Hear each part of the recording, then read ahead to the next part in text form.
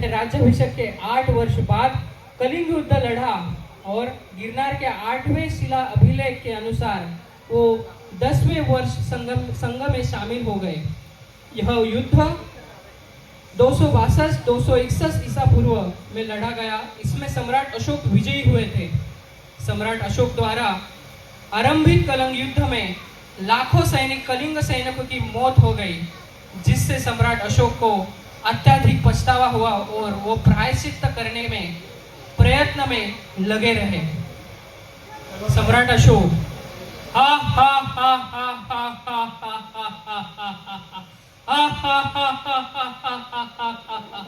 आज मैंने सारे साम्राज्य को जीत लिया है, मेरी महत्वाकांक्षा पूरी हो गई। हा हा हा हा हा हा। युद्ध समाप्ति के बाद सम्राट अशोक अपनी विजय के आनंद में खुशी खुशी जा रहे थे, तब अनेक सैनिकों की शव बहने वाला उनका परिवार, रोने वाला उनका परिवार, माँ, बहन, पत्नी, रक्त से बहने वाली नदियां, ये सब देखते हुए सम्राट अशोक जा रहे थे। लाखों सैनिकों की शव, कलिंग युद्ध में मारे गए सैनिकों के शव, रक्त की नदियां बहने लगी थी। सभी परिवार रोने वाले लगे थे।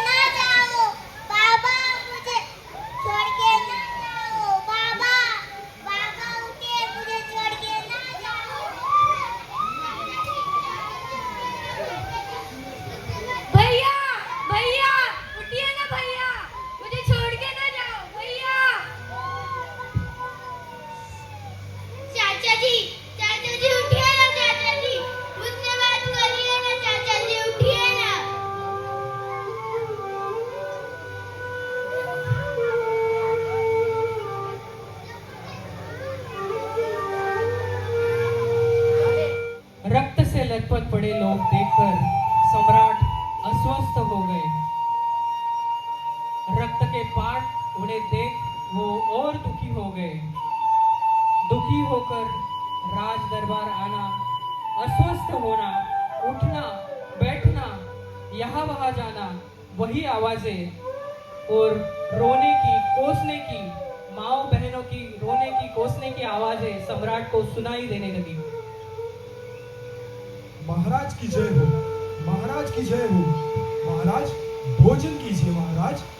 नहीं नहीं सेनापति, अन्न का एक निवाला भी मेरे गले में नहीं उतरेगा। क्या हुआ महाराज, आप भोजन क्यों नहीं कर रहे? सेनापति, आज मैं पूरे देश का साम्राज्य का राजा बन चुका हूँ, फिर भी मुझे वो खुशी महसूस नहीं हो पा रही। जीत का आनंद मैं नहीं ले पा रहा हूँ। मेरा मन उद्विग्न है। युद्ध भूमि पर पड़े सैनिकों की लाशें, उनका बहता खून, उन औरतों, बच्चों, बूढ़ों का विलाप, उनका कोसना ही मुझे बार बार नजर आ रहा है सेनापति। ना मैं सुख से सो सकता हूँ, ना सुख से खा सकता हूँ। मेरी जिंदगी शमशान जैसे मुझे लग रही है सेनापति। आप नहीं समझोगे मेरे मन की व्यथा। आप कृपा करके चले जाइए। इस संवाद के बाद सेनापति वहां से चले जाते हैं। तभी अचानक से महल के बाहर से गाथा सुनाई देती है। बुद्धं शरणं गच्छामि, धम्मं शरणं गच्छामि, संघं शरणं गच्छामि, बुद्धं शरणं गच्छामि, धम्मं शरणं गच्छामि, संघं शरणं गच्छामि।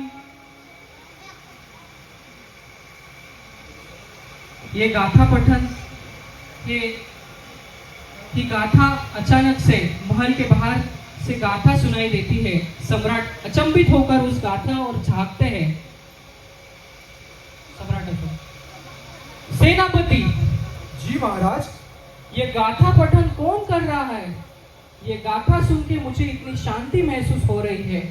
कृपा करके उन भिक्षुओं को महल में ले आइए। जैसी आपकी आज्ञा महाराज। सेनापति भिक्षुओं के पास जाते हैं और उनको विनंती करते हैं। प्रणाम भिक्षुगण। प्रणाम भिक्षुगण। आप सभी को सम्राट अशोक ने महल में आने का निमंत्रण भेजा है। यह आप सभी भिक्षु से मिलना चाहते हैं। कृपया मेरे साथ चलने की कृपा कीजिए।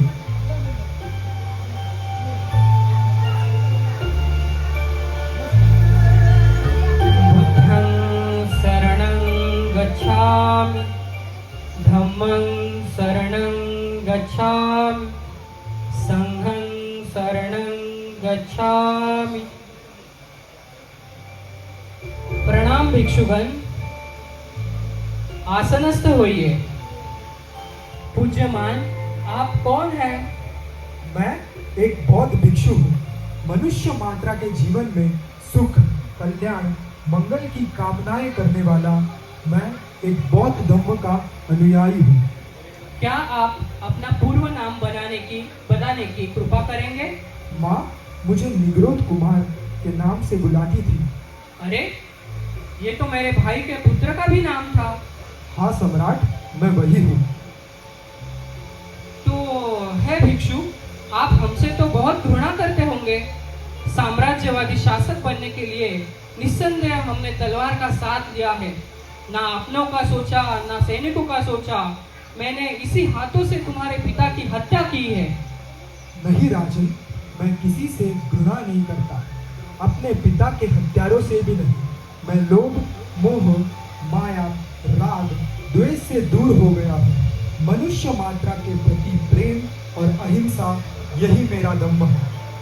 क्या प्रेम अहिंसा मन की तृष्णा संताप मिटा देती है?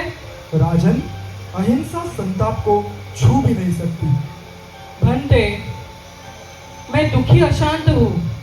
पूरे साम्राज्य का सम्राट होने के बावजूद मेरे मन की शांति कलिंग युद्ध के बाद भंग हो चुकी है। मैं जीत का आनंद नहीं ले पा रहा हूँ। रोते सिसकते बालक, बूढ़े, महिलाएं देख मेरे हृदय को अत्यंत पीड़ा हो रही है। रक्त के पाट देख मेरे मन में अशांति पैदा हुई है। मैं अस्वस्थ हो गया हूँ। मेरा मन पछतावे की आग में जल रहा है। तभी मुझे आपकी गाथा सुनाई दी और मेरे मन को शांति मिली। क्या आप मुझ जैसे पापी को शरण में लेंगे? भगवान बुद्ध की शरण में आओ, वही सच्ची शांति मिलेगी। मैं आप सभी भिक्षुगण को भोजन दान करना चाहता हूँ। मैं उसे अपने उपाध्याय को, बुद्ध को समर्पित करता हूँ। मैं फिर से 8 लोगों को भोजन दान करता हूँ। मैं उसे अपने धम्म को समर्पित करता हूँ। मैं फिर से 8 लोगों को भोजन दान करता हूँ। मैं उसे अपने संघ को समर्पित करता हूँ। इसके बाद सम्राट अशोक भोजन दान करते हैं। सारे बंतेगण भोजन के लिए बैठे हैं।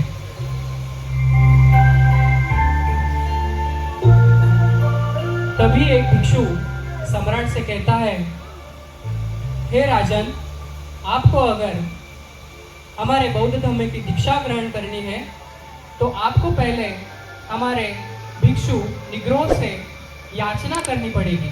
आप कृपा करके हमारे साथ दोहराइए याचना। ओकास वंदा